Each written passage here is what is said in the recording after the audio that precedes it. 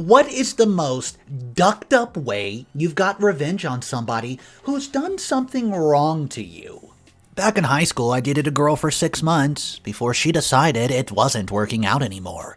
She cheated on me with about 6 guys, stole my iPhone and wallet to buy drugs.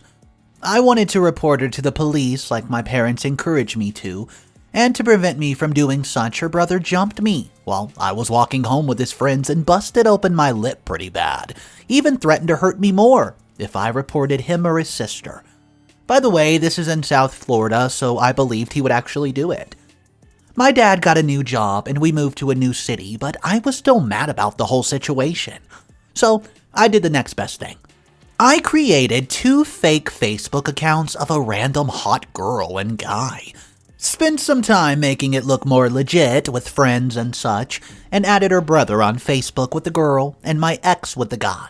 It wasn't too long before he started flirting me up, and tried his best to get in the girl's pants. On the other hand, having already courted my now ex, I knew exactly what to say to charm her to the point that she was in love with me. This is where it all began to get fun.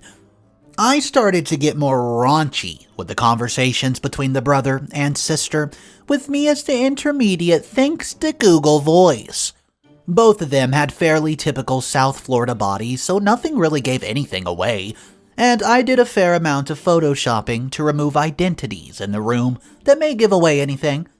This went on for about a month and a half, totaling about 200 or so inappropriate pictures between the two of them, when I decided to reveal the curtain and send a group of unedited pictures that they included key identifiers, face and room. Oh, holy crap, how crap went down. I only wish I had some way to see how they reacted. Friends who still live there told me her brother moved in with his dad that week and they no longer spoke. All in all, about 4 months till I got my revenge, but it was amazing. Friend and I were fishing at a local creek when my friend's brother pulled up. Being the jerk that he normally was, he started throwing rocks in the creek to scare the fish away, and then he threw my friend's bike in the creek. We were 13 at the time, and my friend was crying and I felt so bad. I jumped into that creek and got his bike out, told him that we would get his brother back. About a month later, we were fishing again and it was the dead of summer. I told my friend today's the day we get his brother back. Caught a 2/3 pound carp, threw it up on the side of the bank and left it there until we were done fishing. At the end of the night, went back to his place. His brother's car was sitting on the street. We took the carp, sliced it open and threw it under the driver's seat and rolled his windows up. The next morning when we woke up, I forgot about what we've done. Well, when I rode past JT's car, I noticed the window was kind of black and then I took a closer look. It was covered in flies. I actually got scared because I didn't expect a window caked with flies. By the time I got home, I was laughing in tears because his brother was always such a jerk to us. Fast forward to baseball practice about 3 days later. Friend had a black eye but smiled at me when we made eye contact. His brother flipped out, ran into the house and punched him in the face. His mom flipped out on his brother. The brother was grounded for the rest of the summer. His mom said that my friend would never do such a thing, and he played along, acted as if he had no idea. Apparently, the smell never really left the car. We nicknamed his brother the Lord of Flies. When my brother was younger, about 3, my father had to look after him for the day. The plan was that he, after asking his boss, would take him into work for the day. It was office work, and he was friendly with his boss, so Mom assumed it was no big deal. My father, however, did not want a toddler distracting him all day, so he left him in the car with the radio on and a carton of apple juice. This is Britain, so it would not overheat, but either way, he was being a jerk. At the end of the day, he returned back to his car to drive home, expecting a sleeping toddler who would not tell his mother a thing.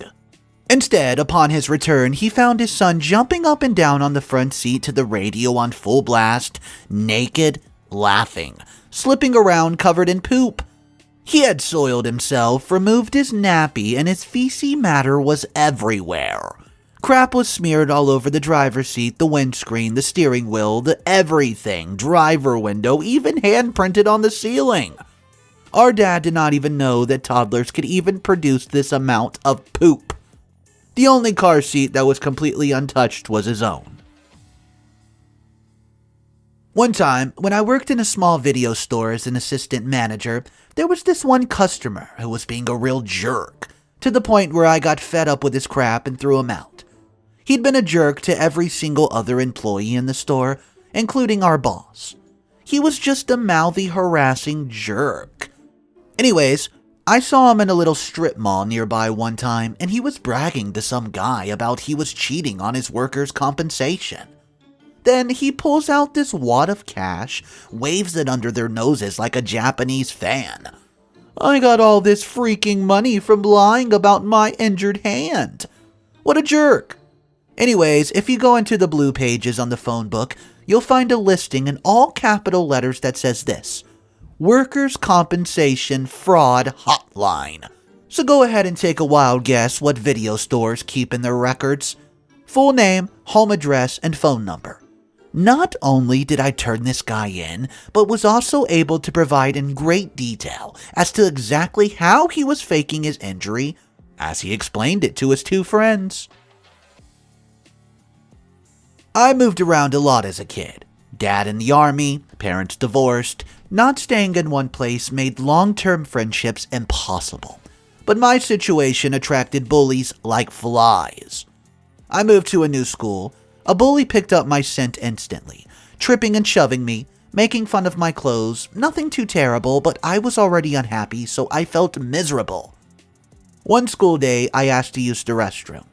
I passed by said bully on the way into the bathroom, and he actually did not do anything to me this time. When I entered the restroom, someone was in the only stall, pooping on the floor. I walked out of the bathroom disgusted, ready to tell on them. I was 7 years old at the time. I was ready to re-enter my classroom when an incredible yet devious idea came to me. I went straight to my bully's classroom and walked inside. Everyone looked at me, which normally would have given me enough hesitation to turn me 180 degrees to go back to class. But that day, I didn't do so much as a pause. I walked up to the teacher's desk, pointed at my tormentor, and boldly proclaimed that he just pooped on the bathroom floor. The teacher's reaction was better than I could have expected. She made him follow her to the restroom while he cried and slobbered out, "I didn't do it, he's lying," over and over again. She then grabbed a wad of paper towels, handed it to him, and we watched as he picked it up and put it in the commode. She thanked me for telling her and told me to go back to my classroom. Well, this happened like 20 years ago. I still look back at this moment as a turning point in my life. Like the time I became a man. I used to live in a very small town, like 200 or 300 people. We had no stores, no gas stations, etc. One day, a local guy decided to open up a little store that sold the basic groceries and rented movies. He hired a few of us high school kids to work the store, promised us like $50 a week for the summer to be paid at the end of the summer. We agreed, started working, and we gave up summer stocking shelves, cleaning the bathroom, lawn care, and whatever else. Well, the end of the summer comes around, it's our last day of work. He comes by with our paychecks. $50 for each of us for the whole summer. Needless to say, we weren't too happy, but his words were this: "What the duck are you gonna do about it? Drop the key off at my house since you don't need it anymore." Well, we came up with a plan to pay this dude back. Before locking up the store for the last time, we left the window unlocked. We dropped the key off at the house. Around midnight, we were back at the store. We grabbed as much as we could. Cigarettes, money from the register, candy, probably like $1,000 worth of crap.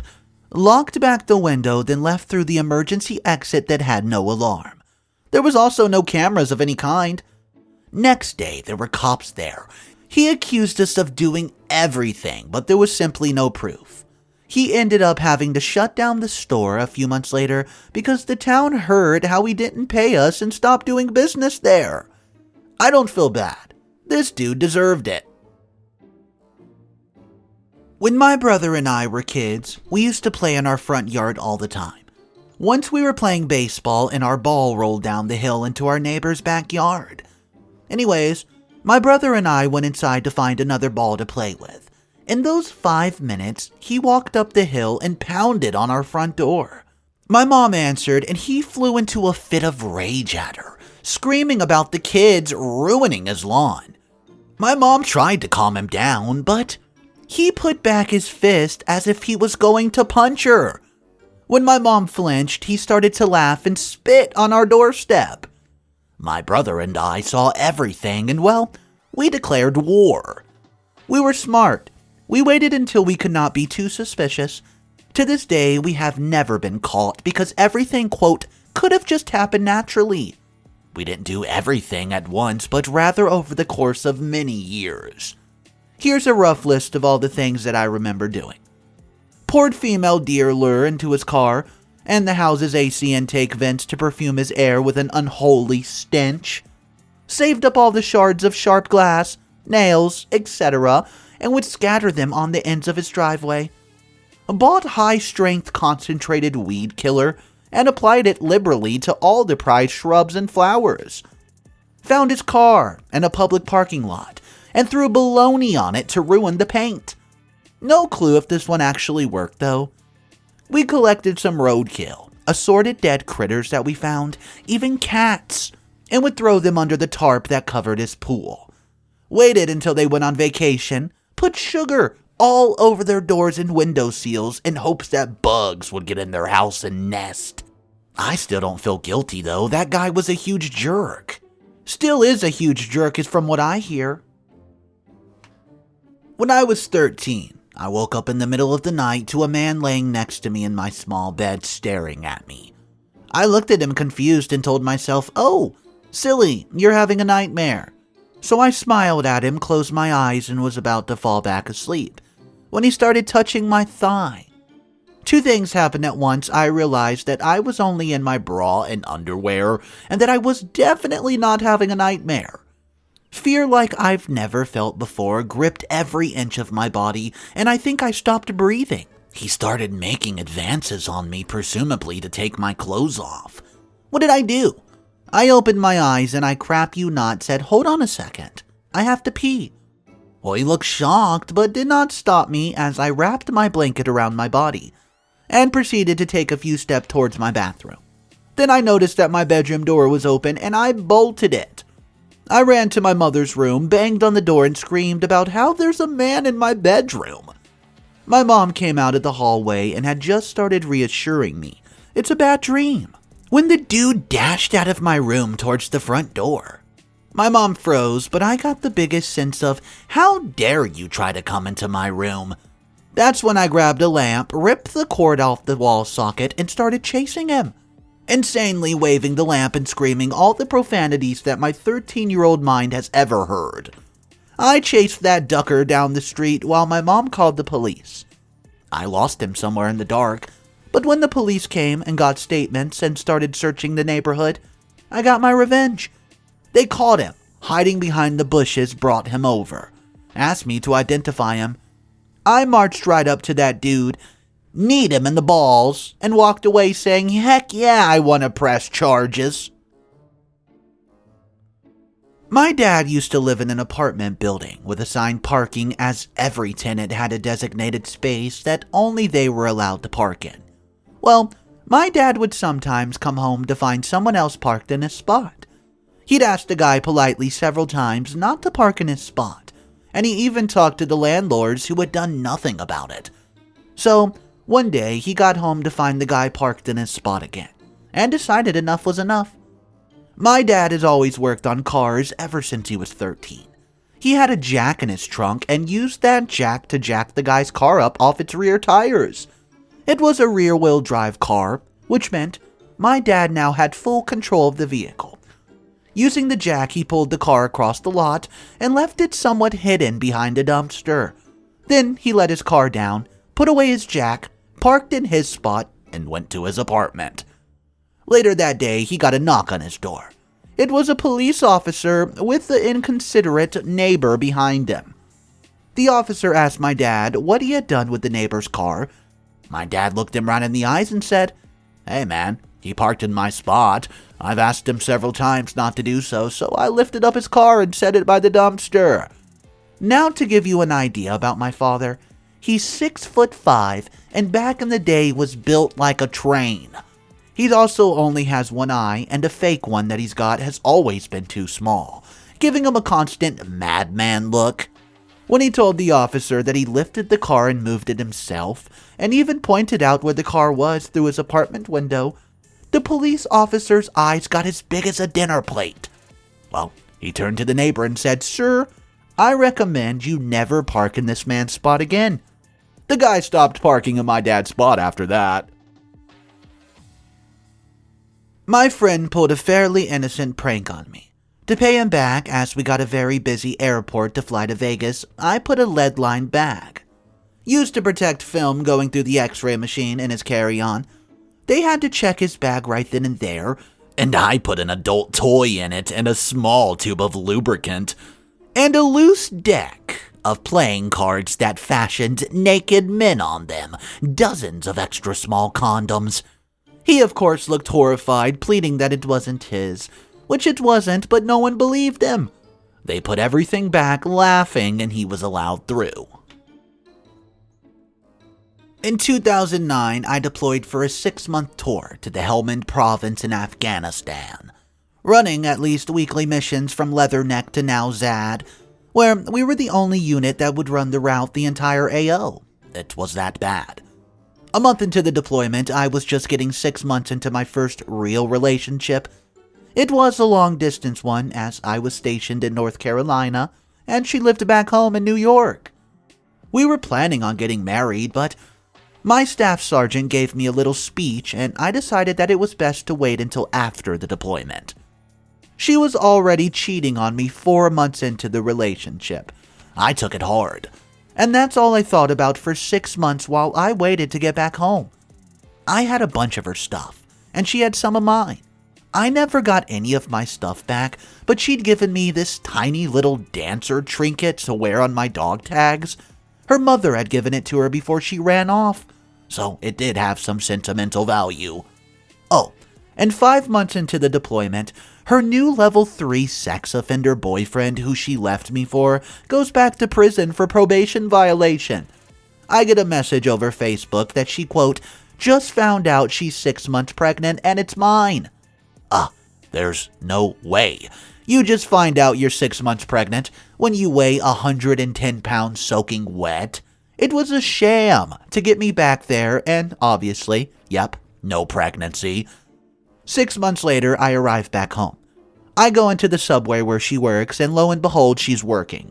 I walk in and she goes, "Welcome to sup," and cuts me off mid-sentence as she sees me, with a look of absolute horror across her face. I walk in, walk up to the counter, look her dead in the eyes, set the dance trinket on the counter, shake my head, and turn around and walk out. I could hear her start crying before I got to the door. I'm much more successful out of the military. I have a great job, an amazing girlfriend, and a sweet townhome. I'm about to get a dog, too. I've never blocked her on Facebook. I just don't see her updates in my newsfeed. She'll poke me every once in a while, which is weird, but I never poke back. It's nice to know that she can watch me be successful without her, and I know her life is in shambles. About 1 year, she tries to message me and ask me how I'm doing, but it usually ends up with her going on some depressing rant about how she ducked up and wishes she's never cheated on me ever. I had a loud neighbor one time that was always causing problems. My wife got fed up one night when him and his drunk friends were wrestling in the parking lot while making a ton of noise and called the police. This was an angry drunk Mexican that decided to retaliate for the cops getting called by breaking my antenna of my car as soon as the cops left. I fumed about the antenna for a week or so when the jerk came back home drunk again at 6 a.m., waking me up as he thundered upstairs. It wasn't until a couple hours later we noticed he left his keys in the door of his apartment. I snuck up the stairs, took his keys right out of the lock and chucked them in a ditch a block away. The best part was hearing him storm around tearing his place to pieces looking for them. You could hear the jerk moving furniture and crap back and forth. His truck had 2 separate alarms, and after he lost his remotes, he had to replace both of them. I regret nothing.